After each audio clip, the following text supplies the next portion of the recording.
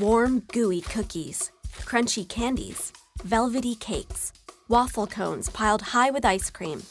Is your mouth watering? Are you craving dessert? Why?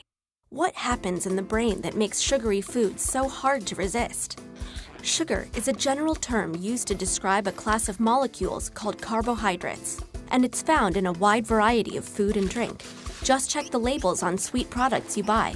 Glucose, fructose, sucrose, maltose, lactose, dextrose, and starch are all forms of sugar. So are high fructose corn syrup, fruit juice, raw sugar, and honey. And sugar isn't just in candies and desserts. It's also added to tomato sauce, yogurt, dried fruit, flavored waters, or granola bars. Since sugar is everywhere, it's important to understand how it affects the brain. What happens when sugar hits your tongue? And does eating a little bit of sugar make you crave more? You take a bite of cereal. The sugars it contains activate the sweet taste receptors, part of the taste buds on the tongue. These receptors send a signal up to the brainstem, and from there it forks off into many areas of the forebrain, one of which is the cerebral cortex. Different sections of the cerebral cortex process different tastes: bitter, salty, umami, and in our case, sweet. From here, the signal activates the brain's reward system. This reward system is a series of electrical and chemical pathways across several different regions of the brain. It's a complicated network, but it helps answer a single subconscious question. Should I do that again? That warm, fuzzy feeling you get when you taste Grandma's chocolate cake? That's your reward system saying, yes. And it's not just activated by food. Socializing, sexual behavior, and drugs are just a few examples of things and experiences that also activate the reward system. But overactivating this reward system kickstarts a series of unfortunate events: loss of control, craving, and increased tolerance to sugar. Let's get back to our bite of cereal. It travels down into your stomach and eventually into your gut. And guess what? There are sugar receptors here too. They're not taste buds, but they do send signals telling your brain that you're full, or that your body should produce more insulin to deal with the extra sugar you're eating. The major currency of our reward system is dopamine, an important chemical or neurotransmitter. There are many dopamine receptors in the forebrain, but they're not evenly distributed.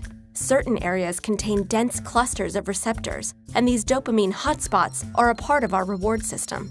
Drugs like alcohol, nicotine, or heroin send dopamine into overdrive, leading some people to constantly seek that high. In other words, to be addicted. Sugar also causes dopamine to be released, though not as violently as drugs. And sugar is rare among dopamine-inducing foods. Broccoli, for example, has no effect, which probably explains why it's so hard to get kids to eat their veggies. Speaking of healthy foods, let's say you're hungry and decide to eat a balanced meal. You do, and dopamine levels spike in the reward system hotspots. But if you eat that same dish many days in a row, dopamine levels will spike less and less, eventually leveling out. That's because when it comes to food, the brain evolved to pay special attention to new or different tastes. Why? 2 reasons. First, to detect food that's gone bad. And second, because the more variety we have in our diet, the more likely we are to get all the nutrients we need. To keep that variety up, we need to be able to recognize a new food, and more importantly, we need to want to keep eating new foods. And that's why the dopamine levels off when a food becomes boring. Now back to that meal. What happens if in place of the healthy, balanced dish, you eat sugar-rich food instead? If you rarely eat sugar, or don't eat much at a time, the effect is similar to that of the balanced meal. But if you eat too much, the dopamine response does not level out. In other words, eating lots of sugar will continue to feel rewarding. In this way, sugar behaves a little bit like a drug. It's one reason people seem to be hooked on sugary foods. So think back to all those different kinds of sugar. Each one is unique, but every time any sugar is consumed, it kickstarts a domino effect in the brain that sparks a rewarding feeling. Too much too often, and things can go into overdrive. So yes, overconsumption of sugar can have addictive effects on the brain. But a wedge of cake once in a while won't hurt you.